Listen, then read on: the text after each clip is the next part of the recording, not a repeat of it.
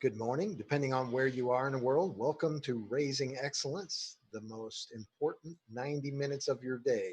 I'm Michael, the MC and an opportunity ambassador for today's adventure. And today's show's title is Are You Ready to Escape the Chemical Jungle? Are you? Uh, Well, before we get started with that, let me introduce you to my fabulous co-host. Today we have Agnieszka, our psychosomatic illuminator, Hi, everybody. I've already escaped. I don't want to go back. Willow, our trauma consultant, Hi everyone. I'm gonna be ever the contrarian, and we're gonna talk about that later, Agnieszka. Dennis, our freedom facilitator, Greetings and blessed love, everybody. Great to be here with you. Welcome to the jungle.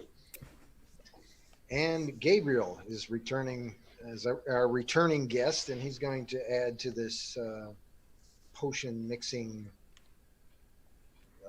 extravaganza that we have for you today. So, with that said, Agnieszka, do you want to lead us off? Lead us all off. I just as a disclaimer before Willow gets the stage, I would like to say that if we were talking about meanings of words and talking theoretically about the meanings of words, the word idiot might possibly mean somebody who's not interested in politics or who doesn't live in town, is not engaged in a civic government. So in that way, we should speak the lingua franca of the day, which means being understood by the general public. And that's why the word chemical is appropriate for a title. Willow? I like to use a very more specific term, and I say toxic chemicals. Because water is a chemical. There's so many chemicals out there that, apple cider vinegar, it's all a chemical. We are made up of chemicals. Some chemicals are good and some chemicals are bad. But we didn't say chemical paradise. We said chemical jungle. Doesn't that, But ultimately, the answer to escaping the chemical jungle is literally to die. Because you can't get away from chemicals. You just can't. But we can mitigate the toxic chemicals that we are exposing ourselves to and what we're bringing into our home, what we're putting into our bodies. And ultimately, that's going to make the chemical balance in our body much more balanced. Yes. Probably raise our immune system too. Very much so. I would say so. Hey, I just So realized. what do we got in store for today's show? Well, we wanted to talk about, I just had to change something. Sorry, guys. We wanted to talk about what we do in the kitchen, what we do in the bathroom, how we eliminate the toxic chemicals in our household and create a healthier home. What do you think, Gabrielle? No, I think that's a good start, and I'm happy to explore the discussion on chemicals as well. I think there's some good arguments on both sides, and I hope I can bring some clarity on what that broader picture might look like. Wonderful. What might that broader picture look like? The chemical jungle. Why should we not use the words chemical jungle to describe our show tonight? Well, I think that's an important question that may merit a show on its own. But so there is truth to the notion that there are chemicals that have been identified in everything in our world, and I think that's a valid point. However, through science and comparing science to scientism, I think there is a tendency to create little boxes in which to place things and compartmentalize ideas, which actually defy those boxes and those definitions. So we could quibble over the meaning of the words, but I think it would be more interesting to explore what those actually look like and how different people perceive them. And I think the chemical discussion is a good way to do that. Also, I'd like to add that the petrochemical company and the government have essentially conspired to create products that essentially solve the supposed problem of cleaning, but they do so in a very expensive and Caustic. yeah, troubled way, to say the least. And certainly, if you look back in time, say 50 or 100 years ago, people were able to have a clean environment for pennies of what they spend today without any of the harmful effects of all these toxic chemicals. Well, that's kind of what I do now. I mean, I think it is pennies for what other people spend. I mean, I bought a big bag of baking soda, big thing of vinegar, and, a few other ingredients, and I can make anything out of them. Disinfectants, anything. So, what about you, Dennis? You're oddly quiet today. Do you use Starbucks chemicals in your house? I mean, Starbucks toxic chemicals, Willow? Well, that goes back to the definition of what exactly is a toxic chemical, and I was going down that rabbit hole, finding out that the word chemical actually comes from the word alchemy, alchemical, and with a Latin base, which has in itself a definition which could again fill an entire show. But that was interesting. I didn't know that. I didn't even think of that. We get material for 4 shows by now. Mhm. Yeah, but back to the question. Well, we have been meddling with and using alternatives to the often cheaply sold chemical products that that the average Joe would use in his household. And we had some mixed results with it. And so the majority of things we do with homemade substances, chemicals, made up Mixtures. exactly. But then there's also some that we will buy as close to natural products as possible, but it's not all the way all natural as much as it could be, as yet. So you also use silver for cleaning in your home. Can you tell me more about that? Why do you use silver? What's the magic there? It is how would you call it? It's not laziness, but it's the fact that I have this colloidal silver maker, which I mentioned, a little while ago in another show. And what happens is that it is very manual. It's not one of the highly technical with built-in clocks and whatever.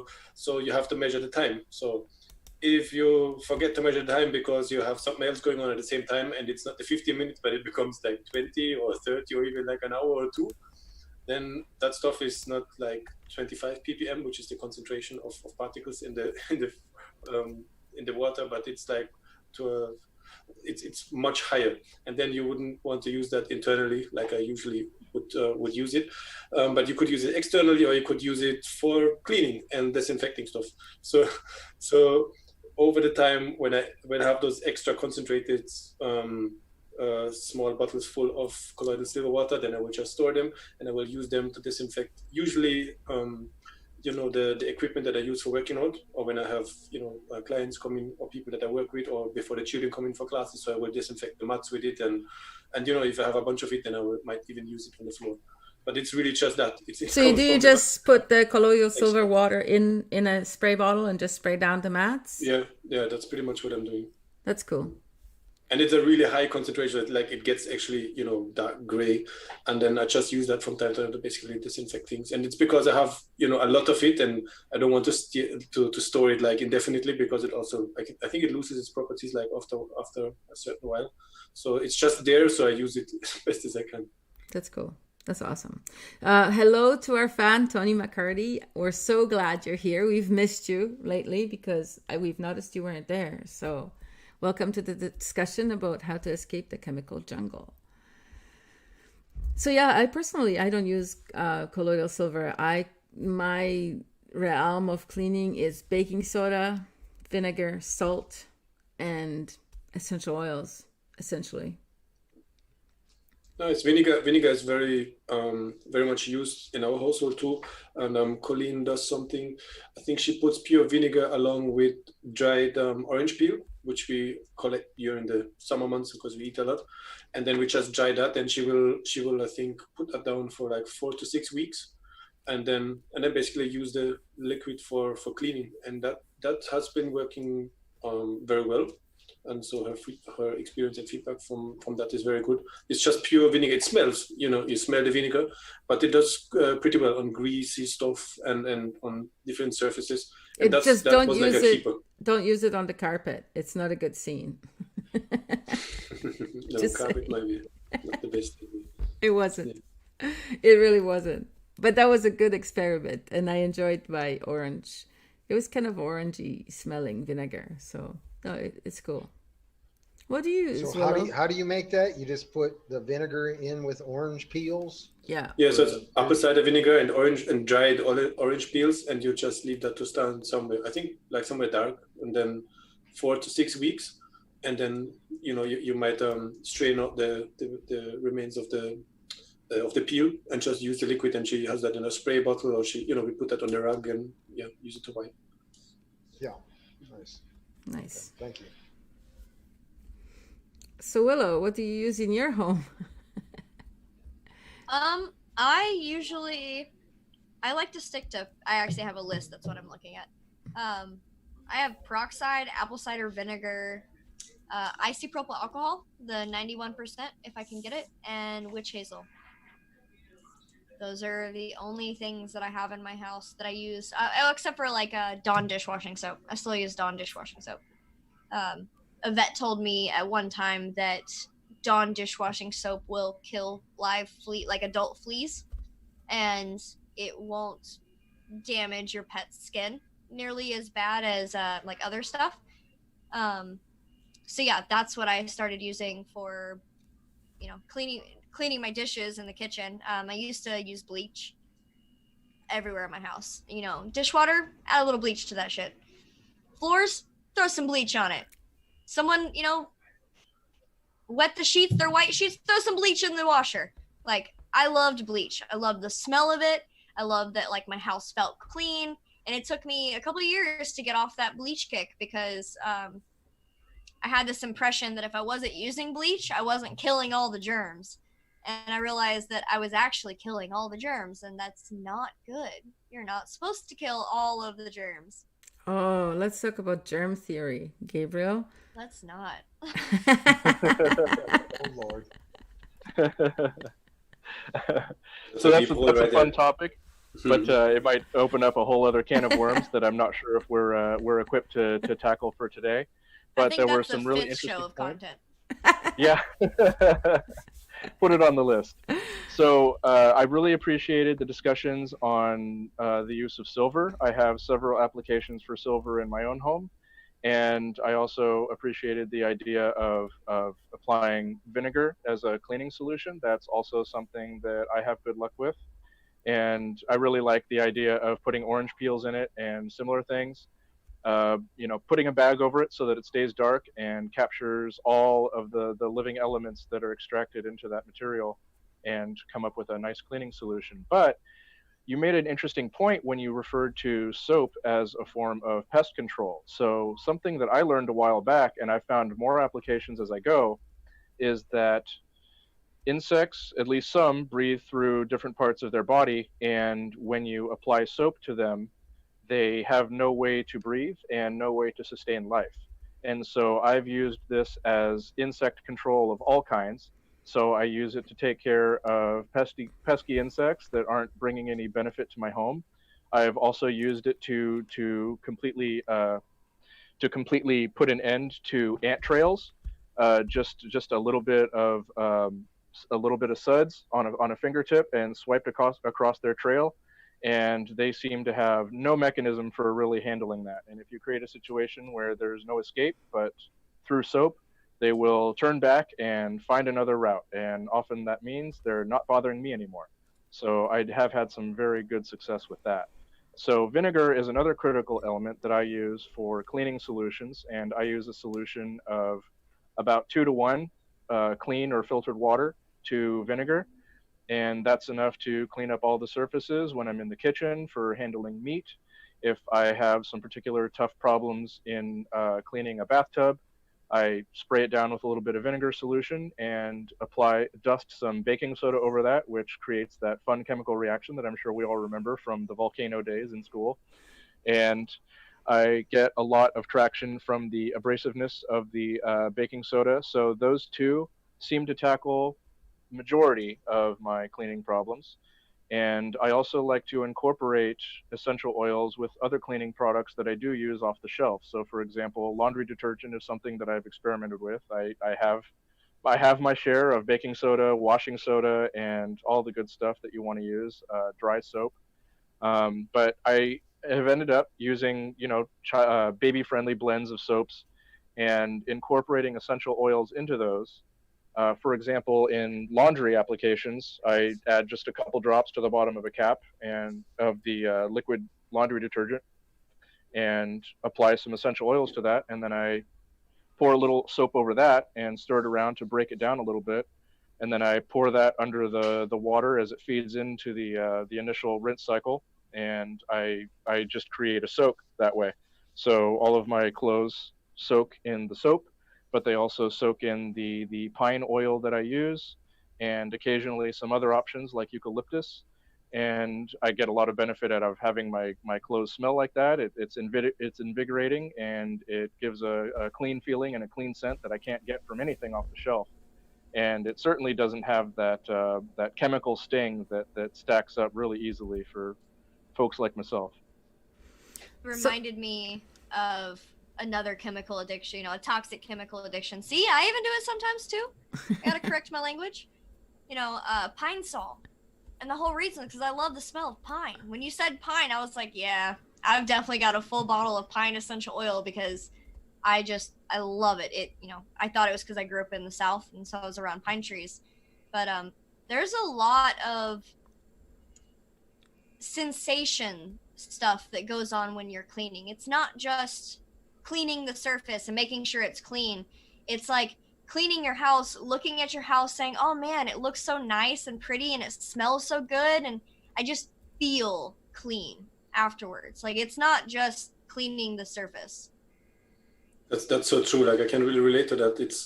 It's more than cleaning the outside. It's a cleaning on the inside as well. And it took me, I guess, decades even to come to an understanding of cleaning that goes beyond just wiping the table or fixing the dishes or whatever it is, because it gave an opportunity to see it from a new perspective. I figure from childhood I was exposed to cleaning is like this thing that you have to do because it's just necessary, and it wasn't always like the best of moods that I observed people being in when they clean, because you have 10 things on your mind that you want to do rather than spending time in the kitchen or wherever to clean. And so when I was able to observe, how would you say, going into service or selfless service by cleaning, whether it's for others or for yourself, but seeing cleaning from a different perspective, from it's not only on the outside world, it's also on the inside. So maybe if I focus on actually what can I clean on the inside while I'm cleaning on the outside. So it's like it became a reminder. So it's like, okay, when I'm doing dishes right now, I'm not saying it's a favorite thing to do for me, but still there's a positive association that I have with it now. It's like, okay, so it reminds me of, okay, what do I have to put in order on the inside as well? It's like putting things in their places. It's keeping everything clean, and I think I feel that the outside world is reflecting the inside and the other way around. So that's very hermetic principle of you there, Mr. Dennis. So wherever you want to start, is a good. It's certainly a good idea to start on the outside and to do it on the inside likewise, and to keep outside and inside clean. And I think one reflects the other. So it took me a while to basically get that perspective, and that helped me to shift and to have a more positive relationship to cleaning. And then that also, and that hits back to the theme of the night, it's like it's the same with food. So at a certain point I could not stand the smell of the of the washing, of the artificial, of the chemical soaps, of the washing detergents. And so it's like, no, it wasn't mine again, and I don't enjoy it. And that's interesting too, because that's also like a shift that, again, it happened on the inside first and then it reflected on the outside. So it's like, oh, it was not somebody who told me you must not do this, but it's something that happened on the inside. It just certain foods, certain soaps, certain things, even certain people, it was difficult to relate to them, and so that was a shift that I observed happening, not only on one level but on different levels. It's interesting to observe. Yeah, it's interesting because in psychosomatic therapy, when I meet with clients and I talk to them about how they could change a certain aspect of them, I always say, you can change it on the emotional level, on the physical level, on the spiritual level, on the, all of these different things, and it all feeds into each other. So even if, say, you want to get rid of an extra belly in the middle of your stomach, you could try to be more creative and express more creativity, or not in the middle of yours, but in your sacral is what I mean. You can express creativity that can help you with your belly, and then the same thing goes for cleaning, right? Cleaning and organizing the outside can bring peace and organization to the inside. Absolutely. And what you said, Dennis, with regards to the being exposed to certain things and impacting people and their well-being and their mood and that sort of thing, that's exactly what led me on this journey in terms of cleaning my house with alternative solutions, figuratively and literally, was that things like bleach and some cleaning products, they give me massive headaches, they sap me of energy, they make it difficult to focus, and they create a lot of problems that are simply unnecessary for me to be overcoming, when it's a simple solution just to create my own solution. So one of the issues that you were talking about, like the problems that toxic chemicals kind of bring along with them. One of the things that I think is really cool about humans, and other animals do this too, if you smell something or you taste something, I'm not talking about like ingesting, but I'm talking about like you put it on your tongue. Usually, your body can tell whether that is good for you or not. Like, you can actually test. Are you saying and you tell should if something taste is bleach? bad.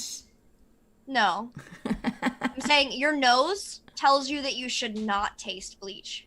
You know that you should not taste it. That's the problem with antifreeze, is because it smells sweet. So it tricks your brain into thinking that that must be a sweet, thing to taste. But when you're blinding yourself, your sense of smell and your sense of taste with all of these toxic chemicals like bleach and things that are just overpowering, and even with like your nutrition, you kind of lose the ability to discern what is and isn't good. Like the other day, I had some milk going bad, and I smelt it. It smelled fine, but as soon as I tasted it, I was like, no, this is going bad. Like, you couldn't really tell. Like, actually, my husband ended up drinking a whole, like, he put it into his coffee, and he was like, I couldn't really taste, the difference, because we put a lot of sugar in our coffee, unfortunately, and I just drink it straight. So I was able to taste. I was like, no, I'm pretty sure that's bad. Like, the more you clear your senses of all of the fake bullshit that's going around, the better you are able to discern what is actually healthy and what is not. We actually are built to do that to a certain extent. Like, none of us can tell, it's not like, don't ask me to sniff a poison and be like, yes, this is the poison. It's not how that works. Yeah. And it's being used against us. Hang on a sec, Dennis. I got a recap from our little comments. We got a whole bunch of comments here. Tony was saying that he puts Dawn dish soap in a dish, puts it on the floor to affect fleas somehow. I don't know if they drown in it or something. Is that what it is? They jump into it or something? I was actually reading the comment and did not hear what exactly we were talking about. Oh, can you put... well, Tony said he puts dish soap in a dish on the floor for fleas, but I don't know how that would affect the fleas, because I've never dealt with fleas before. They think it's a swimming hole and jump in.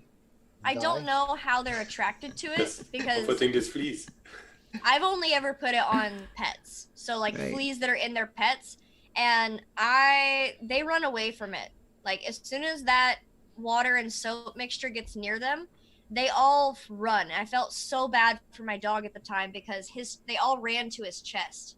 And then they decided to dig in because they were not going to get washed away. So then his chest started bleeding everywhere, like all the fleas were. So I had to comb them all out, and he had white fur, so it looked way worse than it really was. But I don't know how fleas end up jumping into the Dawn dishwashing liquid. That's fascinating. I would love to hear more about that. And Mini Cappy Donnie had some comments. Do you wanna? Are you reading those, or are you on Facebook? I can read the YouTube ones. I'm reading the YouTube, Okay, go or ahead. at least I have it up. So Mini Cappy Donnie says Dawn dishwashing soap makes them sick or nauseous, especially the original. It smells of dirty dishwater regardless to them. Petroleum detergents. Oh, another comment added in, totally like took where I was. Petroleum detergents have a completely different scent and cleaning effect. And they also say thank us. They're thanking us because this is a great topic. So, Mini Cappy Donnie, what do you use for dishwashing detergent? Maybe it's something better than we use. Cat Willow. Okay, so he's just commenting repeatedly. So and he encourages us to give up dairy milk. Well, I certainly draw my own benefits from dairy milk, but every body is equipped differently, and different bodies equip and adapt to things differently. And it's interesting what you were talking about, Willow, before in terms of using what you're sensitive to as a guide for what's right for your body. And this is yet another perfect example. Some things work great for others, and it is the fuel for their life, while others, it can be the bane of existence to their body and cause them to react in all sorts of ways that aren't necessarily common, but it sure matters to them. And it's important for everyone to listen to their own voice and their own body when it comes to things like this, whether it's cleaning products, whether it's food, whether it's which essential oils to choose. Depending on which path you take, you can apply that everywhere you go and at every level that you take it. And the interesting thing with essential oils is that when you smell it and it like repulses you, don't use it. You know, there are many antibacterial, antiviral essential oils that you can interchange. If one of them pushes you away or repulses you, then there are many others. So it really is an invitation to step into awareness of our senses, isn't it? And if you don't do that, then someone else might well take over and use our own senses and the ability to see, smell, hear, listen to against our own benefit. And I think that is really what we're talking about as well. Like Willow, you were talking about you're tasting it and you're smelling it even before that, you have your eyes to look at it. And is there even another sense that is even before the seeing? Is there a perceiving that goes even beyond like the physical senses that we have? And then, like, if you don't develop them, or if they have been so degenerated or overwhelmed that, or you have never actually really, taken time and care to develop the senses like that, then they're easily being used against us. And then if you just, look at the color, how colors are being used, for the little children, or how they place stuff in the supermarket at their height, and bright colors, and or like in totally chemically polluted products, they would give them the color of some nice fruits because we're triggered by that. So there's people around who have been studying us for many hundreds, maybe even thousands of years, to use exactly that against us. So we have to step in our own power, take self responsibility, and use our senses as we're supposed to. That reminds me of how McDonald's places the arches just where, so if you're a child, you're looking from down here up, and they'll put the McDonald's arches to where if you're laying back, you can see them through the window. But if you're an adult and you're sitting up here, the edges of the car, you don't see it unless you're really far away. And they make sure that it's high so that the children know exactly where the McDonald's is. And also, Mini Cappy Donnie said that they use 7th generation, or Mrs. Myers is what they tend to use. I've seen that actually, on Amazon. I've heard both of those are pretty good. I haven't tried the 7th generation. I have tried the Miss Myers, and I've also tried the Method soaps. And I like the Miss Myers and the Method soaps. Yeah, and I've had good luck with all three of those as well. I just like the smells of the Method soaps. Like, they have like one that's like a basil and lemongrass or something. I'm like, who would ever think to, put basil smelling cleaner, like hand soap? I think there was one that was like horseradish. Hey, Smelled great. I've had basil flavored chocolate before. That was very interesting. I bet that was good. So, basil's not just for pasta. Has any one of you made soap, like the hard, hand wash soap, I guess you call it, from scratch yet? No. No, Gabriel? that's something that No. I've been meaning to explore. It's definitely a concept that I'd like to get into a bit more. My cousin was here yesterday. She was talking about making soap, and she was saying that when you put fresh milk into it, it doesn't set as well. But that's the extent of my knowledge from yesterday.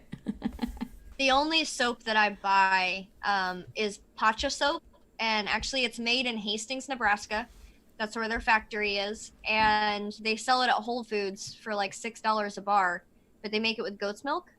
And I use it on my hair, I use it on my face, I use it on my body, like everything. And it's amazing. It's the only thing I take camping anymore because I hate carrying shampoo and conditioner out to camping, especially with all of this. Hey, so did you stop using shampoo before when we talked about it? Or do you still use it sometimes? I'm still using it sometimes, but I'm using it less. Do I you have better found results? Like, do you find that your hair is like stronger now, or? It's usually pretty strong. I'm still getting the knots right about here, but something that has been helping was instead of using copious amounts of conditioner, because my hair is so thin, it weighs it down really bad. It's a very thick brush, so it's not like a combed, or it's not it's like a horse brush, kind of like a brush that you would brush a horse with. That's similar to like the bristles. You want it bristly and lots of them, and I will brush from the roots of my hair all the way, and I'm not talking like brushing here all the way back. I'm talking like I take this little section here and I brush this section from the roots to the ends of that section, and then I move on to a different section, the roots to here, the roots from all of it, because it pulls all of the oil through my hair and provides a natural conditioner. I actually don't need to use shampoo near as often because my hair, all of that oil is being put to use instead of sticking up here at the top of my head and making like from here to here or here to here flat. Yeah. Yeah, I don't use it very often. I wash my hair today, but I use a really gentle baby wash, and I use very little of it and only every few days. And I don't necessarily wash this part of my hair. I just sort of wash this part of my hair, and it kind of blends. And Mini Capidoni had a bunch of more comments, and I just want to say, Don't worry, we don't take offense to any comments. So even if you're silly, we understand that you're silly. We're just not necessarily going to repeat them. It seems to me like the most toxic shampoo is the stuff like the dandruff shampoo, and from my understanding, that stuff usually doesn't actually help the situation. It kind of makes it worse over time. But does anybody have any remedy for dandruff soap or shampoo, or what would be a better solution to that?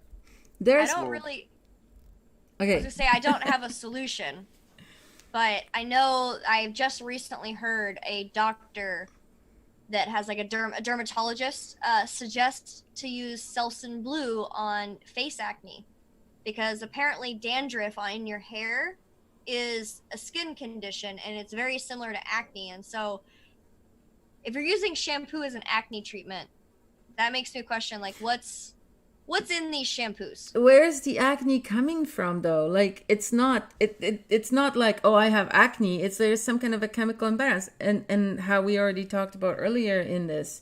Yes, psoriasis, but yeah, like Eric says.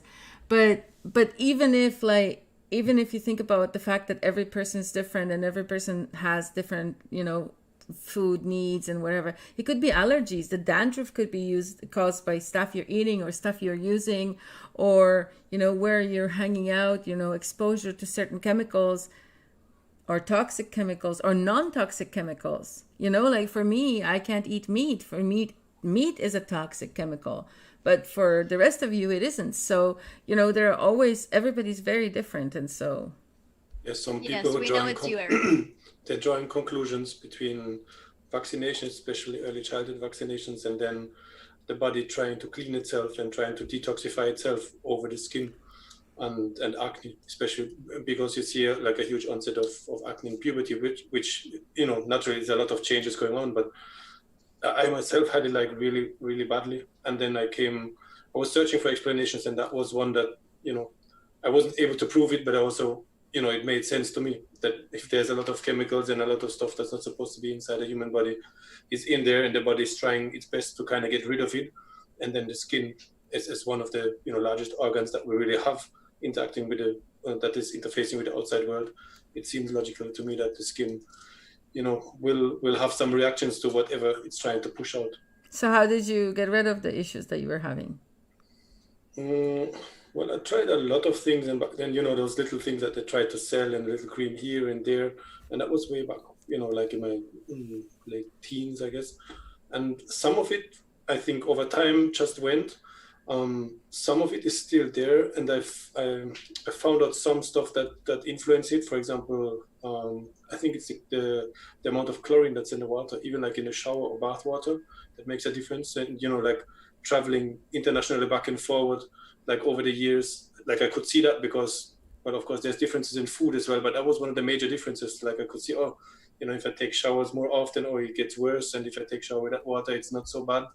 And but nutrition also makes a huge difference. What So about I think wheat? it has to be a multi-pronged approach to get rid of it, to resolve it. So when you eat wheat, like I know you don't eat wheat anymore, but when you ate wheat, what the difference was with wheat and without? Because I have some theories that wheat may be a cause of issues for a lot of people. Should be like, it has to be really like it's individual, like some, we touched upon milk earlier, so it really depends on the individual. I eat wheat, and I think it makes a difference what kind of wheat you eat and also how you prepare it, because you can prepare or not prepare it in many ways, and that will make a difference of absorption as well, and what you eat along with it and how you eat it, how often. So it's really, that's very specific. But I can certainly see how people, and I've heard a lot also of people, reacting negatively to wheat, and again the skin trying to detoxify and push out what the body doesn't want inside. So it will show, it can show as acne as well. Yeah, and I really like that you brought up that it's not as simple as what food you choose, but how you source it and how you prepare it. So one of the things that I discovered along the journey to eliminate wheat from my diet entirely was that I relieved a lot of the symptoms that I was encountering by creating a sourdough culture and letting the microbes do part of the work of digesting the more difficult parts of the contents of the flour. And when I get to it, it doesn't sit like that same sort of brick in my stomach. It's much easier for me to metabolize. It's much easier for me to convert into energy. I would suspect, but currently without evidence, that it also helps to minimize how much of the flour is converted to sugars when coming in contact with the enzyme amylase that's contained in your saliva. Because one of the things that happens, for example, white bread is the best example of this. A bite of white bread, when coming in contact with your saliva and the amylase contained therein, begins the process of converting those starches into sugar before you even finish chewing and swallowing your food. So you've turned a bite of bread into half a bite of sugar before it ever sees anywhere close to your stomach. And to the discussion of the acne, I think there's some important topics to discuss there, which may be partially related. There is something that can grow and manifest under different parts of the skin called candida. And one of the ways to combat candida, which manifests in many ways, for example, acne is one of the biggest ones, is to reduce the fuel that you're feeding those microbes to continue propagation. And so through an anti-inflammatory diet, and particularly focusing on your sugar intake and reducing processed sugars completely, and choosing wisely the rest of the sugars that you consume, you can starve, if not completely kill, that candida that's propagated throughout your body. And some people have had results that amount to pounds upon pounds of weight loss just depriving that material, those microbes, of food and allowing your body to pass them out of your system naturally. And the other discussion in reference to dandruff I liked, because there was a couple important points that were covered there. One of which you, Dennis, described how you adjusted the frequency of the application of soaps and bathing. And that's one of the most successful things that I've found. And to your point, Willow, those natural oils seem to do more against that than just about any other treatment that I've encountered.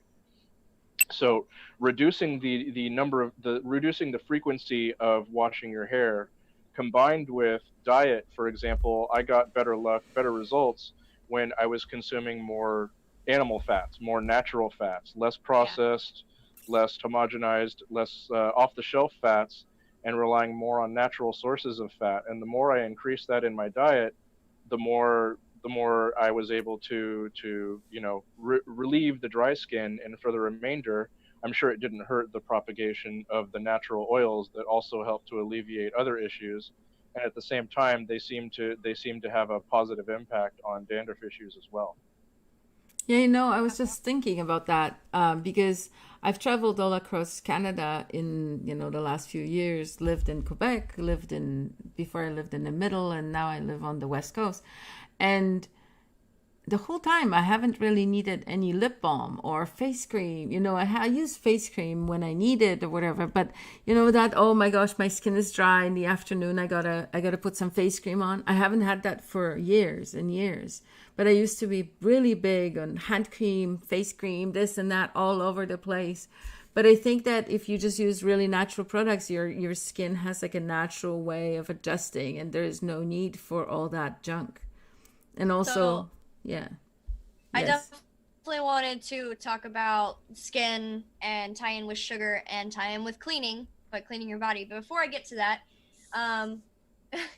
we have a shout out to Gabriel. Mini Cappy Donnie. I have to read that every time I say it because I'm going to mispronounce it. I know, because he spells it funny. Yeah. Says, your guest Gabriel is a valuable resource. Thumbs up. I am so into this topic. Thank you for everything. And then Eric said, Gabriel is a guest, ? I thought he was the new team member, which wouldn't be a bad thing. Wow. And you weren't there on Sunday when we actually talked about that, so that's kind of funny that you'd say that. You have my vote. If you want on the team, you have my vote there. But hang on, because Tony was writing as well. Okay, well, when he gets that up there, I can. All right, yeah, because Tony said that his roommate, he was stepped outside for a minute, he came back, his roommate told him that, or buddy told him that we asked about the bowl of the water with the fleas. So what he says is, if you put a squirt of dish soap in a bowl of water, put it on the floor, they're attracted to it and they jump in. And if you put a light over top, they're more attracted to it, but he hasn't tried it with the light. But that's interesting. I wonder why they're attracted to it. I wonder if they're just like, what is this? Let's go see. Oh no. Let's go swim. Well, they do consume water, right? So oftentimes on pets, you'll find that they gather around the eyes and they actually extract that moisture. And so that's actually what I was thinking that they did, was they provided a honeypot of sorts by offering them water, and with a little bit of that soap action, it leads to bad results for them, but positive results for the household. Nice. So what I wanted to talk about was sugar. There was this fad of sugar scrubs, which, a coffee scrub, a sugar scrub, a salt scrub, they're all wonderful things for your skin. And I'm not saying you shouldn't use them. But this is specifically for the women. If you're using sugar scrubs below the belt, you're giving yourself infections. Like, none of that sugar stuff is supposed to go below the belt. It's gonna give you an infection. Like, well, many people unless don't know you do it and then you soak yourself in salt water after, like, it wouldn't necessarily give you an infection if you just used the scrubby thing, but you didn't keep it on your vagina and washed it off really, really well after. Maybe, right? But sugar is not like I found. Vagina. I'm glad that we could use proper terminology on this channel. Because like Michael went.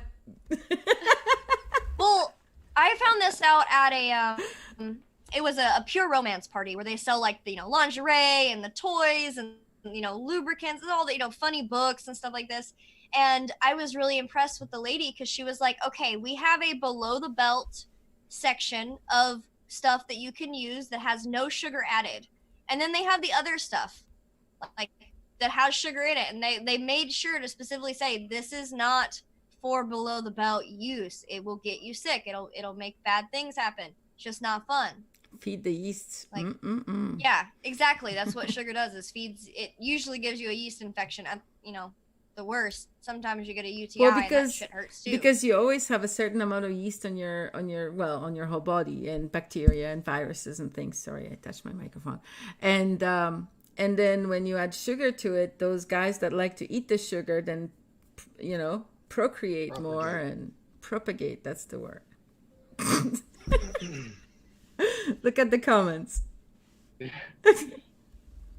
About my legs. Yeah, legs is good. You can put sugar on your legs, just don't put it on your penis.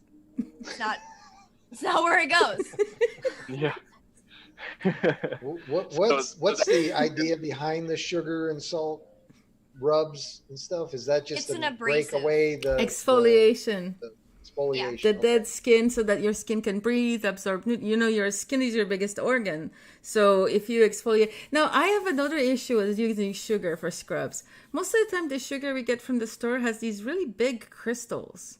And they're it pretty kind of hurts. sharp. You know what I mean? Using a really fine salt or something can be abrasive and... Sorry, Eric is saying, don't tell me what to do. And I'm like, hey, man, it's just a suggestion. You can go ahead and put it wherever you want. That's what I'm laughing about. Yeah. Anyway, so sugar crystals. Sure. So I make this lovely scrub with coffee grounds and coconut oil and some fine salt, and the salt preserves it, so it lasts for a really long time. You can use a little bit, rub it on your skin. And the coffee, what it actually does, it can it'll dissolve the fat right underneath the skin. So if you have cellulite or whatever, it could even that out a little bit if you use a coffee scrub on a regular basis. What, Willow? Are you reading comments? I'm not repeating that comment. You can look at it. See, that's the problem with having an inappropriate commenting. In real life, if we were sitting around the couch and Mini Capidoni was with us, we could probably, banter back and forth. Unfortunately, this is a live show and we cannot repeat most of the stuff Mini Capidoni says. But I am loving watching these comments pop up. Even though I can't repeat them, I'm just like, yeah. And the boys are like, what are you talking about? The boys haven't loaded any comments, so they don't know what the comments are. It's all good. Yeah. So come on, we have been using salt and sugar for years, don't you guys? So, Gabriel, since you're still the special guest, tell us more about the stuff. Like, what do you do on a day? Like, say, how do you clean your bathroom? Can you give us like a step-by-step? Yeah, so for that, it's relatively simple. It's the vinegar solution that I outlined previously, 2 parts water, 1 part vinegar. And I use that for pretty much everything. And for buildup and scum and stuff like that, I apply a little bit of baking soda, and there seems to be enough of the desirable properties to break down any fats and oils that build up between all those, and the baking soda sweeps it away. And that's really the beginning and the end of my solution for the bathroom. It's really simple, really effective, and I haven't had to change it. But what about the toilet, the inside of the toilet? That's it? Well, again, that's it. Yeah. Do you put tea tree oil in the vinegar solution for like the disinfecting power?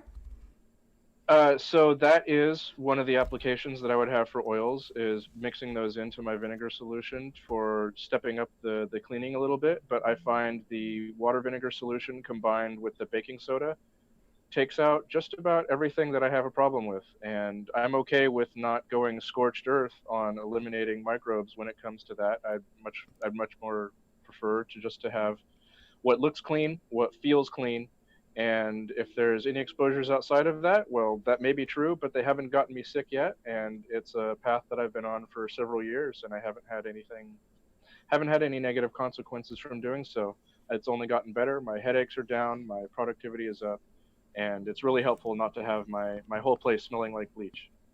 Nice. Yeah, so what I do... Oh, go ahead. I was going to comment on mini Cappy Donnie's not his last post, but the one before that. The one that's appropriate to actually read? Yes, the one that's appropriate to, I'm glad that you throw the appropriate ones in there, like every, 2 or 3, so we've got something to share. He said that he does like the scrubbing feeling, and yeah, coffee grounds work great, especially to move residual detergent, sap, and provide some oils. So a lot of people don't know that coffee has a lot of oil in it. I didn't find this out until I had a French press, and we started like realizing how much oil is actually in the coffee grounds before it goes through a coffee machine. Even with a coffee machine, I didn't know how much oil there was. But yeah, that was pointing out that earlier is it's not just about cleaning your skin and exfoliating. It's a sensational feeling to scrub your skin. I do it every time I'm at the beach. I grab that sand and I am just like all over my body just because it feels so good. It's a relaxing method. And that's what I was saying about cleaning earlier is it's not about making something clean or not dirty. You asked me this spiritual question, and I tell this to every single person who I ever imagine possibly needs to hear this. But I ask, and I say, do you clean yourself like you clean the sink? Or do you clean yourself like you clean a baby? It's 2 different kinds of cleaning. One imparts an emotional I said the fridge. Response. Not the sink. You said the fridge. Maybe you did say the fridge. I hear sink. Every time I think of the sink, I'm trying to scrub all that stuff out of the sink, and I'm just relentless. I'm throwing every abrasive chemical on there that I possibly can. Usually a lot of toxic chemicals because I think that the strong smell is going to work. But in reality, I'm just like wiping out everything. But you're also making your sink toxic, and next time an apple falls into it, that shit gets on the apple.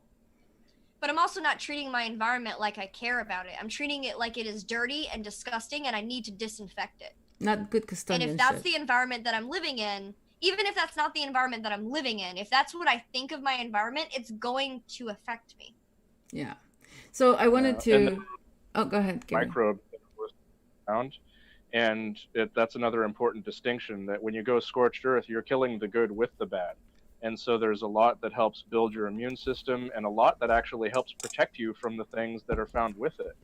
And another interesting point was with the coffee, it's actually a unique combination of oils and acidity. So it's really helpful because oftentimes it doesn't seem like it, but it's easy to clean oils using other oils.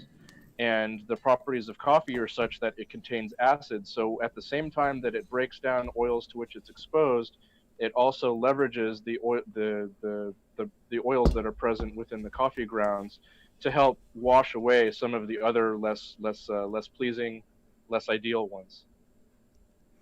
And that's actually the key to my little recipe that I was sharing earlier with the coffee scrub. Coconut oil was added, and the coconut oil actually provides the cleaning because there are oils on your skin and that the coffee, any kind of loose skin or anything that's stuck to your skin, like sap or whatever, the coffee will abrade it, but the oil will actually dissolve any oil-based stuff that you might not want to have there. At the same time, none of it, well, maybe the little bit of salt will kind of act like a slight of antibacterial. I wanted to tell you guys what I use in the kitchen because I quite like it, and I don't know very many people. So now, all of us, I think, agreed that we still use dishwashing detergent as the basis of our cleaning for some parts, right? At least for the dishes. Well, I use it for more than dishes, personally. So I use gentle, natural dishwashing detergent, whatever, Mrs. Meyer's or 7th Generation or some other similar one that's like natural. I don't have one that I'm faithful towards. And I put it on I take a wet cloth, I put a few drops of detergent, and then I put a few drops of peppermint oil on that. And I use that to wipe down my kitchen, wipe down my fridge, to wipe down the cupboards, and I even take it into the bathroom to wipe down around the sink or the back of the, the tank of the toilet. And it just puts a minty smell everywhere. It's not abrasive or, And then if I want to make it abrasive, I have a shaker with baking soda that I shake on top of it. And then that then becomes my Vim power or whatever you call it, the scrubby thing. And that's what I would, and also inside the toilet, I sometimes scrub it with baking soda and dishwashing detergent. I You prefer. you use like a salt shaker for your baking soda, Like a big application? one, like a mason jar with the lid. I poked holes in the lid, in the plastic or the metal lid, and that's what I use for my baking soda. So I sprinkle it wherever I want to. And then also if I want to, just like Gabriel said earlier, if I want to upgrade the baking soda, the lifting power, I pour a little bit or spray a little bit straight vinegar on top, and then it lifts. Or depends on the surface too. Sometimes straight vinegar is not good for the surface, or baking soda for that matter. Gabriel? And for the baking soda, I also use a like a screen mesh top, like you would use to apply cocoa to the top of a coffee or something like that. And it works really well for getting a fine distribution and really bumps up the cleaning power rather than just throwing scoops at the side of the bathtub and hoping for the best. Yeah, I agree. So we have about 4 more comments from Mini Cappy Donnie. One of the first ones was he wants to ask about using diluted peroxide to clean toilets. I think that's just as valid. I use peroxide to clean my whole bathroom, actually. The inside of my bathtub, I usually get I usually have straight hot water, way hotter than you should ever get into the bathtub with it being.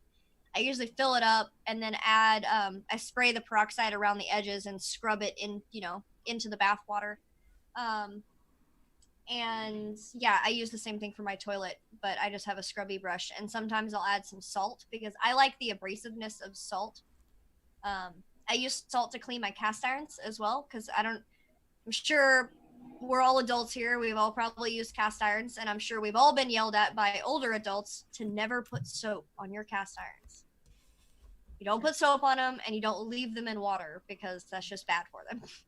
But I will often use salt. Like I'll just pour, a handful of salt in there and scrub with hot water and salt for my cast irons, and they work.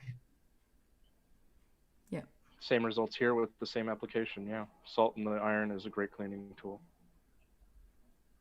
Oh yeah, and the other thing that I just remembered when I clean the bathroom and I clean it with my cloth with soap and a tiny bit of peppermint. And then when I get to the toilet seat, I add a splash of rubbing alcohol to my little cloth. Maybe rinse it out, rubbing alcohol, and I wipe the toilet seat and the edges of the toilet with the rubbing alcohol. And that's my Lysol. Eric says that he likes that your shirt matches your headphones, Agnieszka. Thinks that's cool. Cool, thanks. Game to please. But I don't get these new comments. That means my comments broke. I have to fix it. You carry on the conversation for a minute, guys. Gabriel, Dennis. We're going back to what we're really talking about. Getting out of the jungle. I feel again it has to be a multifaceted approach if you're taking it serious, because just taking out just focusing on soap or just focusing on washing detergent or on one little aspect, it's good. It's much better than doing nothing, but the results are going to be limited. If you got aware of, okay, there's stuff that I don't really want in my household, in those cleaning agents. So you start with that, but then it's like, what is next and what else is there? Because nowadays, especially, like we're getting toxins from left, right, and center 24/7 in our bodies, and we're exposed to them. So I feel that it's really just like one aspect, which is great to do, but it's not everything.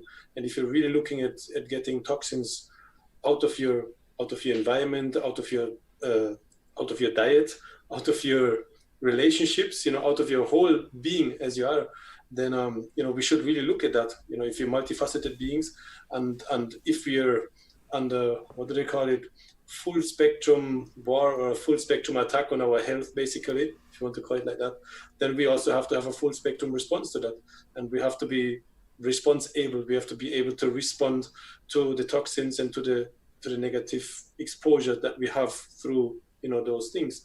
And then is that like, take care of your diet, clean out yourself from the inside, know how you clean yourself from the outside. And then go even beyond that. Like, what about your thought processes? What about the way you talk? What about the way you interact with What your about the way guests, you think? with people? Yeah, your thoughts. That's what I meant with that. So there's a lot of things to put in order, in your own order, in the order that is right for you, and to get back to a stage where we really can be our true selves, and where we can develop our own potential to the fullest. And that is going to be a whole different way of how you interact with your world and with those around you. Yeah, We have a really good question from Okay, Mini go ahead. Capidani. They are asking, what is the best way to prepare a vinegar solution for disinfectant, also for hands and skin areas as well? So the solution that I use is the same one that I use for everything, and it's also what I offer people for hand sanitizer, and that's that same 2 parts water, 1 part vinegar. It takes care of everything I need. I use it at the gas station and anywhere else that I feel like I'm overly exposed to what other people may be leaving behind. And it's only gotten better, and it works better even than alcohol. I feel like maybe the alcohol sets my immune system back, whereas the vinegar reinforces it while allowing some of the microbes to survive. It does kill quite a wide array, but it leaves more intact that are doing some of the work for me, so that I don't have to worry about every little bit. All right, I've got a question. What about some of the dirtiest, scummiest area in your household? Your keyboard. How do you clean that? Rubbing alcohol. Isopropyl alcohol. Alcohol? Rubbing Not vinegar alcohol. and water? Vacuum.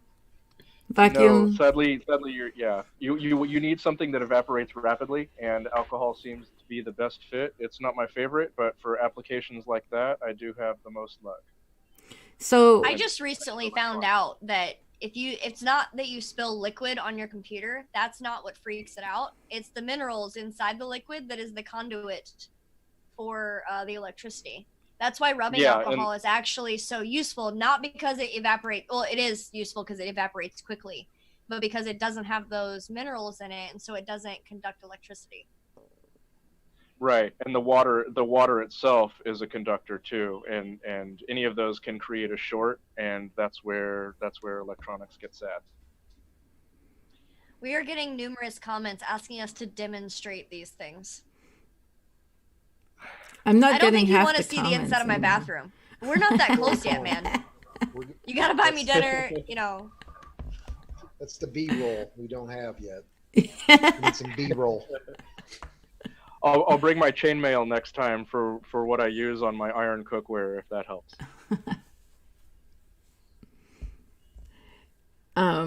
Yeah, what I do with my keyboard, actually, Mike, for real, because I have an old keyboard, because I prefer the clickety clicks of the keys. I actually every now and then pop off all the keys and then vacuum it out without the keys in, and then wipe it down with rubbing alcohol on the inside, and then put all the keys back in.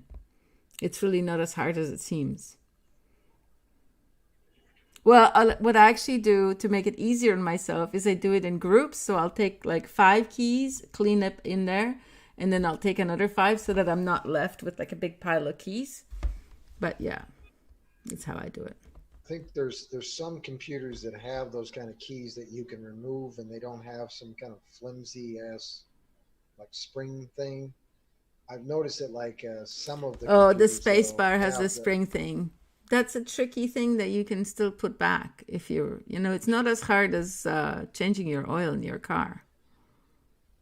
I don't think. I really there was something that was going around a couple years ago where it's like this putty gel where you just like spread it out and it looks like one of those slime balls you used to play with as a kid. Like you'd get like the putty stuff, and you just spread it over your keyboard and it picks up all of the loose stuff. But Eric suggested that we branch out and do kitchen shows. So instead of sitting in, our living room and hanging out, we should move to the kitchen and branch out on different episodes there. It's not a bad idea. Maybe somewhere in the far future. Tony is also sending us love, saying we're so awesome. We're brilliant sparks of life. Oh, thank you. Nice. Thank you. So, yes. Being able to hear our conversations is like an island of peacefulness in an insane asylum called society. Yes, Tony, that's exactly what we were going for in our planning meetings. I swear, this is exactly what we wanted it to be. So I'm glad. The only thing we need, Tony, is more listeners. So if you want to bring your friends, we would love that. I have to share this comment because I'm assuming this is the typo, but it's just hilarious to read as it is. Mini Cappy Donnie says, "What about ultraviolet lights as disinfectant?"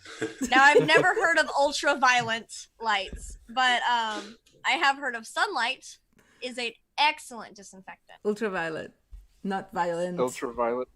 Yeah, Violent. ultraviolet is very useful for that. I actually use that to clean my toothbrushes. I just have a little chamber and I drop my toothbrushes into that and I use that for disinfectant. It even gets rid of the smells and stuff like that. So it seems to work really well. I don't have as much of a grasp as I'd like to on the science behind it, but I have a great deal of success with it. Yeah, there's Another a lot thing- of air conditioning, some of the higher end air conditioning circulators that have ultraviolet light to disinfect some of the bacteria and so forth. So yeah, that's there's definitely something to that. I don't know exactly what it does or what the mechanism is, but I found And that's out. not even. Go ahead. Oh, I was going to change the subject a little bit, so go ahead. Well, that's not even to mention red light, which is used for other things. Our body has some ways of using red light that we don't yet understand. However, there was a researcher in Mexico who cured 100% of HPV cases using nothing but exposure to red light. And there's a lot of compelling research around studies like that. And I'm interested in learning more because that's something I don't know nearly enough about yet. But it's also worth mentioning here with the ultraviolet. That's cool. Yeah, I've been playing with that idea as well to use red and infrared light, but in combination with workouts and then also with sauna. And I've been just starting to dig into that, and it seems really, really interesting what red and infrared light exposure can do, like health-wise also on many levels. So what does that mean for the red light district in Holland? No, it's still cool. But Maybe does it's it more mean healing than we think. It was healing, right? It's very therapeutic. It's going to be a whole nother, I think that's the 6th episode of content that we've gotten here. We're supposed red to light now. therapy. We're supposed to also do a good eats version of Raising Excellence. That was the request up there. But the other serious request that's actually on topic for today's topic is Mini Capidoni says he uses peroxide, or she use peroxide on the toothbrush. So what do you guys use to brush your teeth? I use peroxide. I have a toothpaste that excuse me. I use the toothpaste every now and then. Whenever I feel like my teeth are getting a little too sensitive sometimes, and it's without fluoride. But most of the time, I usually just brush my teeth and brush my tongue with hot water. And then I have a separate toothbrush that I put in peroxide and brush my teeth again with peroxide. And then I gargle, or, I swish it and then spit it out. And it seems to be doing well for me. I smoked cigarettes for 12 years. I drank coffee like it was water for way too long. And I'm a little self-conscious about my teeth, but when I look around, I realize that my teeth are actually pretty white compared to a lot of people. And they're not it's not an unnatural white. It's not like these TV shows where you see it, it's and you have this shining, blinding lights so you can't see. But it's North Americans are generally obsessed with whiteness of the teeth.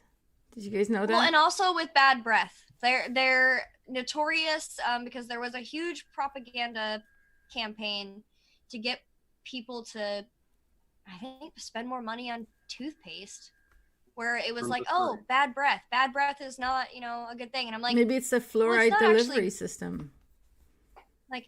Most of the time when people have bad breath, consistent Rotting bad teeth? breath, or I found this sugar? out we were talking in one of the loving artistry of loving relationships episodes about having compassion when you have to tell someone something really difficult. And I learned this lesson when I was in 5th grade. There was this kid, his name was Charlie Dreyer. I still remember his name. And I'm not kidding. His breath smelled like a dog shit in his mouth. It smelled horrible. And we couldn't stand it. No one could stand sitting near him. And one day he was super upset. And I went over to him and I was like, hey man, you're like a cool dude. But the reason no one wants to talk to you is because your breath stinks really bad. Like, are you brushing your teeth? And he's like, yeah, I do brush my teeth. I have diabetes. And so my breath just always smells really bad and there's nothing really I can do about it. And I was like, oh shit, man, I'm so sorry. Like, I was just coming over here to like have a conversation with you because I thought maybe you just didn't know how to brush your teeth and I'd help you out with that. So like, that was one of my first lessons in like, Compassion. there is a reason. Like, if you're constantly brushing your teeth all the time just to make sure that you have good smelling breath, not even just regular breath, you're missing out. Like, you don't get to see when things are wrong. You're hiding a lot of symptoms because usually, even in dogs and cats, when their breath starts to smell badly, it usually means that there's some sort of plaque, there's something wrong with their teeth, there's something wrong with their gut. It's a signal that something is off in your body. And this is what I was talking about earlier with the smell and the taste. When you're blinding yourself with all of these toxic chemicals and overwhelming scents and just shit that's clogging all of your senses, you don't notice this stuff as much.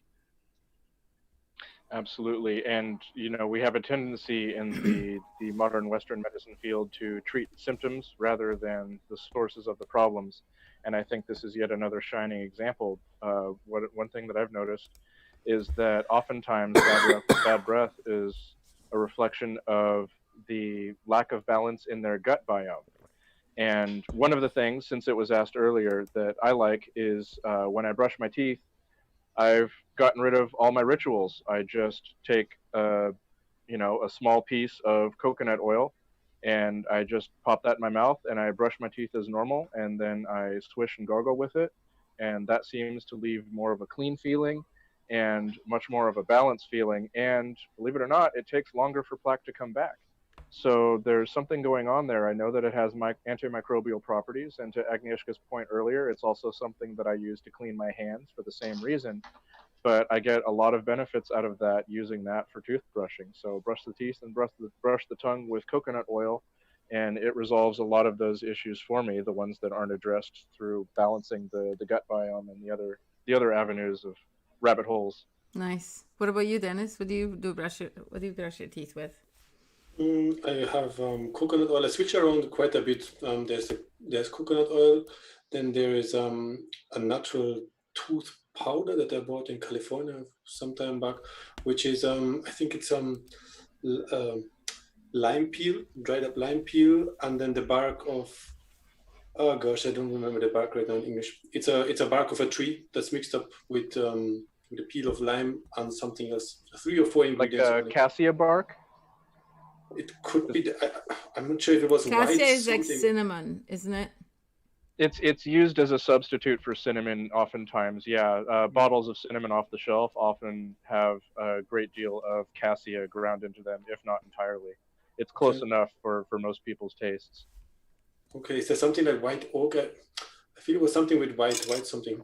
I look it up and and I have that, and then also I have activated charcoal. So that's like, ground up charcoal, and that really is interesting. Well, it takes, it's not hard to clean off, but of course if you spit it out, it's going to be all black. Wait, but you have to. Your mouth is going to be black on the inside. Tell us the charcoal, because it's not just charcoal from your fire pit, right? It's like a specific charcoal. You can actually get it. Like you can buy it for that purpose. At least that's how I got it. But that's filled with chemicals. It's not just charcoal for the fire pit. They soak it. No, I'm talking about the charcoal that I'm using for brushing my teeth. It's Where do you buy it? In a health food store. You don't get it from your fireplace, right? That's all I'm trying to get at. No, not yet. No. To be clear, there's a food grade charcoal that doesn't have all the acidity and the other possibly harmful compounds. Yeah, I would expect it to be that. I would hope so. I ended up finding, because I can't stand the activated charcoal. There's something about it. I don't know if it's looking at my teeth and seeing black, and it just freaks me out, even though I know that it's supposed to be cleaning. And I don't like the taste. It's just, I don't really care for it. But I did find an activated charcoal toothbrush that has activated charcoal in the bristles of it. Yeah, That Eric was seems- using I that like for it. a while. And so what I use is I use my own special toothpaste that I mix up. And so I mix a half and half baking soda and fine salt. And then I pour liquid coconut oil into it until it forms sort of like a paste. And then I use that on my toothbrush. And I've been using it for about 2 or 3 years now because I experimented with all sorts of stuff before. But this stuff is really good because it removes all the stains. So now I went before... 6 years ago, I went through professional whitening and everything, and it still left my teeth with some stains on it. But now, with this toothpaste, all the stains that were unable to be removed gradually disappeared, and I don't have any more stains on my teeth, and the plaque doesn't come back, and I don't find it weakening my enamel at all. Like the abrasiveness, my teeth are not sensitive. And I brush my tongue with this mixture as well. Now Tony was asking a question, unless somebody else wants to say something about what I said before. So he said he has a serious question. Have you guys ever heard that something with boogers or snot puts a coating on the enamel of the teeth? Supposedly it helps the enamel. No, Well, I have not heard that. I think stuff like that, it's designed to collect toxins and prevent them from getting further into your body. And it's not something that I would normally advise someone to do, is take the toxins that their body trapped and then reapply them to their body in more areas where it's more readily dissolved into your bloodstream and absorbed into your body. But there may be some properties. There are also enzymes that are found in your mucus and your saliva that do have positive aspects to them. So that may be worth some consideration and investigation. But just as a rule of thumb, if it's used as a filter, then I'm not going to use that filter to clean a different part of my body. All I have to say about that is that's nasty. Nasty. No, thank you. I'll It's go with nasty. What do you use to brush your teeth, Michael? It's the hydrogen peroxide and the coconut oil is usually what I use, and then on occasion I do have a little bottle of a little squeeze thing of the charcoal, the activated charcoal stuff. So that is made into like a toothpaste, so it has like a little peppermint taste to it, so it tastes like that nice tasting toothpaste thing. But I don't really brush my teeth that often. I usually just use the hydrogen peroxide and some coconut oil, and just kind of swish that around in my mouth, and probably 2 or 3 times a week I use a brush to brush my teeth. Other than that, I really am amazed because I had a lot of tooth problems when I was a kid, and of course I ate a lot of processed sugars and fast foods when I was a young adult, and my teeth deteriorated, and now I don't eat that stuff, and although my teeth are not great, I really don't have any problems now, so it's amazing to me, just the change in the diet and just using coconut oil. To me, it's amazing how much difference that makes. I remember I used to be really freaked out every time because when I would go to the dentist, I'd be really worried. I'd be like, man, my teeth are really messed up. The doctor's going to be like, oh man, we got to remove all these teeth. You're getting cavities left and right. And every single time I've been to the dentist, they're like, wow, your teeth are in really good shape. And I tell them what I use because I'm not the best at brushing my teeth all the time. I used to have a really hard time with it as a kid, which that's a normal thing if you have been in a traumatic situation. doing routines like brushing your teeth, brushing your hair, and showering on a regular basis are a really hard thing to accomplish. So I had it stuck in my head that because I didn't do these things, that I was going to be sick. Every time I went to the doctor, they were going to tell me that I was going to die in the next couple of years, and all this stuff. But the more and more I listened to my own body, and I just like kind of went with it, and when it started hurting, I would take care of my teeth or whatever part of my body was affecting. I made more progress that way, and the doctors actually were dumbfounded and amazed that I wasn't sick.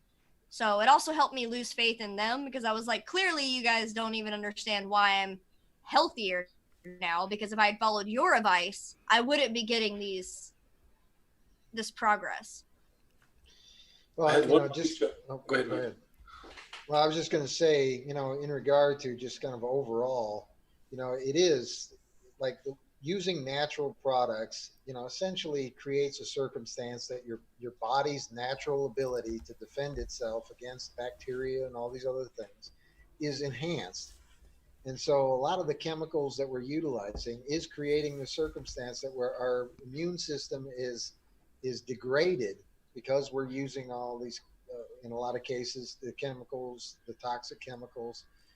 And so, it seems to me like, we're kind of the situation that's happening in the Western world is one in which the immune system is being degraded and degraded and degraded. And certainly it seems like, it would be ripe for that hysterical kind of virus, storyline is being facilitated by, huge amounts of sugar in the diet, huge amounts of chemicals in the household, degrading the immune system to such a level that practically anything that comes along is going to create problems for people. And it's unfortunate, but man, we could turn the corner and really kind of solve a lot of the problems that a lot of people are having. Unfortunately, I think most are going to be sucked up into the system. But for those of us that are a little bit brighter and a little bit more aware, I think there's a great deal of solutions. But go ahead. You know what the biggest shame is that when people do eat sugar and products like that, they don't get the biggest bang for their buck for it. Like, they're not eating the best possible. Like if I'm eating sugar, if I'm gonna eat sugar, I'm gonna eat something worth it.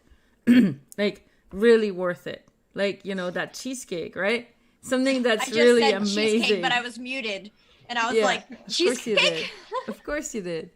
Because, like, why would you even eat a yogurt with sugar and chemicals, low fat, whatever, or sometimes even pasta sauce or different things has sugar in it, random stuff from the store. And I'd rather pay attention. Everything that's processed in the supermarket has got sugar in it, But it's better to pay attention, of sugar. Because in my one big huge piece of cheesecake, I'm not going to get as much sugar as most people would get in their normal dinner, So. Yeah, like eating spaghetti ends up giving you more sugar than the cheesecake. Muted, Gabriel. Thank you. Good catch. And so I think that's a good point where we can loop back into the beginning of this discussion when we were talking about chemicals, right? So we can say that sugar A is identical chemically to sugar B, and that may be true. But what happens when we try to classify things and corner these things into these tiny little boxes is that we totally eliminate the possibility of how they connect with all of the other things in us and in the things we consume and the things that we use to clean. So I do appreciate the application of the word chemical here, because it does point out the problem as well as the solution.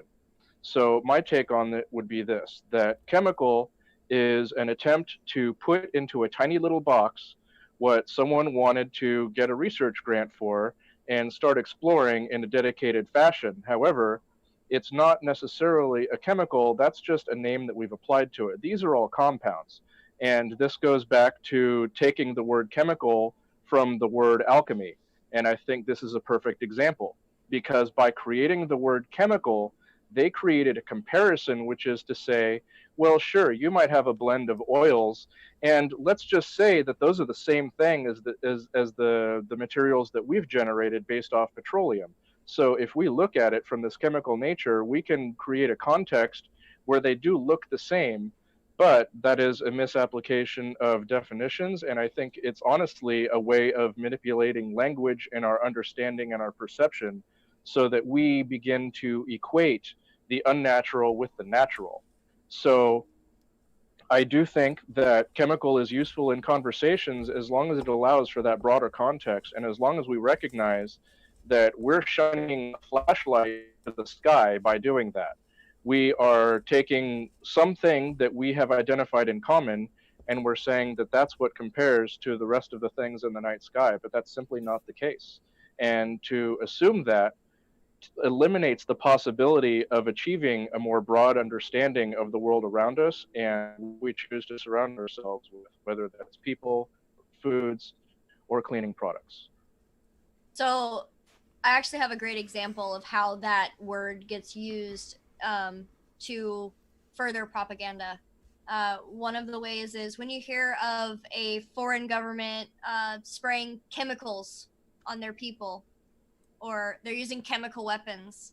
You don't know what that means. You don't know what chemicals are being sprayed. You assume that they're bad chemicals, and they probably are.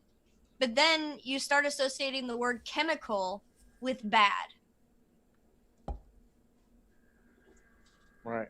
And I think that's a way of subsuming our language and subsuming our understanding, and taking one component that's understandable and attempting to use that as a cookie cutter or a prism through which we see the world.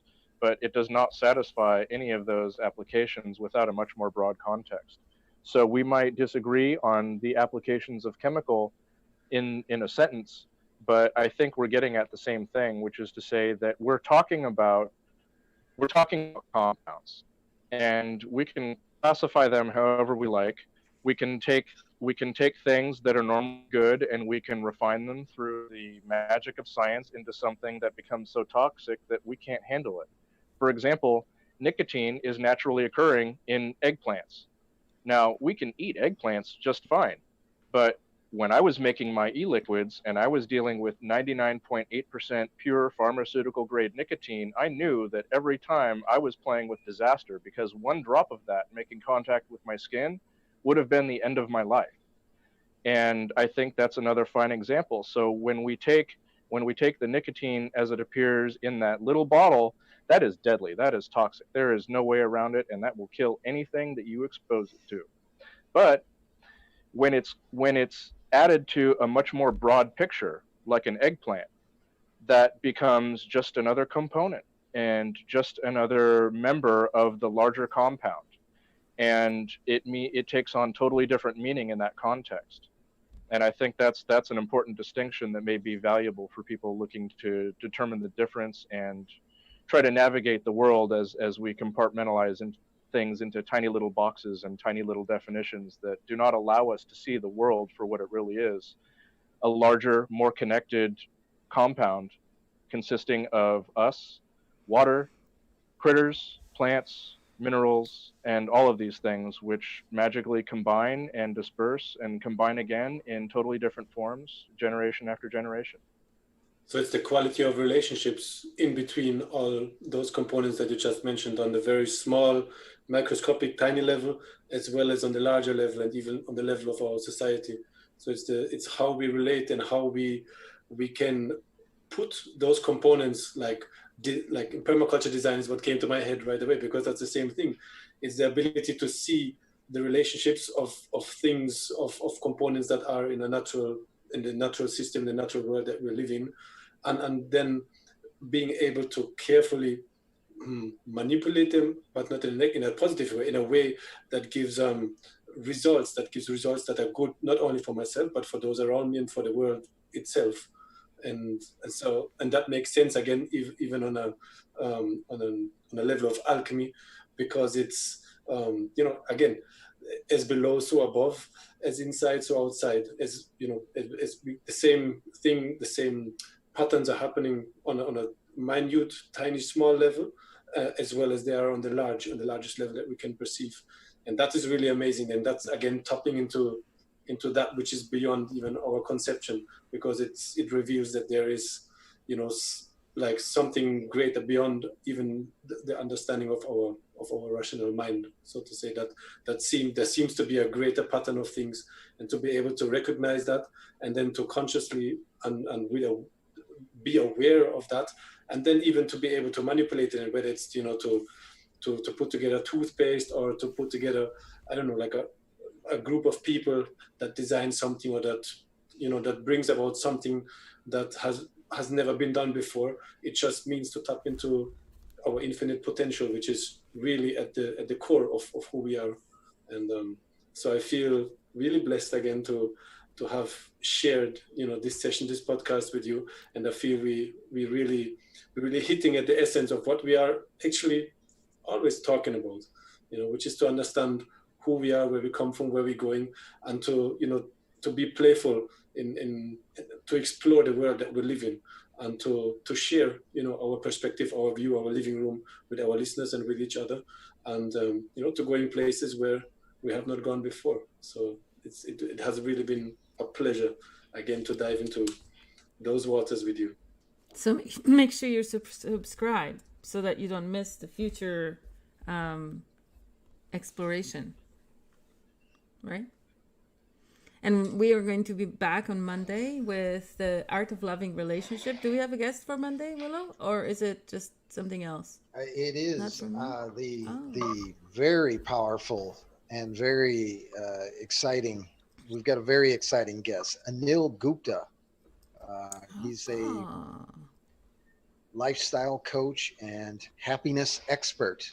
I think his website is immediatehappiness.com. I'm not positive on that one. But he's got 3 keys to happiness, the 3 G's to happiness. And I am always honored. This will be the second or third time I've been able to get him in an interview. And so, we're gonna have him on.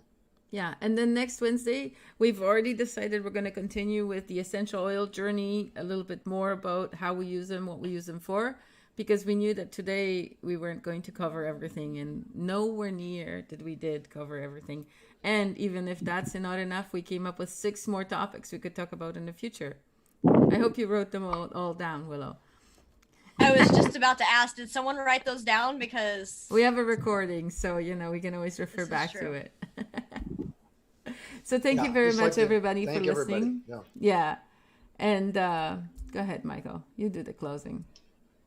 Well, just thanks, everybody, for your time and attention. We try and make the most out of this 90 minutes. Certainly appreciate Gabriel coming on board. I don't know exactly if he's going to become a full-time member, but I feel like every time he makes a conclusion, we're all a lot smarter because of it. So that's true.